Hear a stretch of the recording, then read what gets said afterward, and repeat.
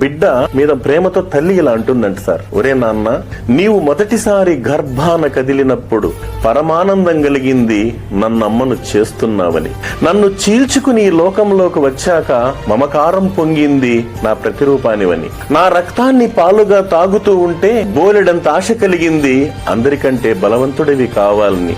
చిన్నప్పుడు తప్పటడుగులు వేస్తూ ఇల్లంతా తిరుగుతూ ఉంటే తట్టుకోలేనంత ఆనందం కలిగింది నీ కాళ్ల మీద నువ్వు నిలబడగలవని. ఆ అడుగుల్లోనే కాస్త దూరమైతే ఆశీర్వదించాలనిపించింది నువ్వు గొప్పవాడివి కావాలని. జీవన ఒత్తిడిలో పడి నన్ను మరచిపోతే కొండంత ధైర్యం వచ్చింది నేను లేకపోయినా నువ్వు బ్రతకగలవని.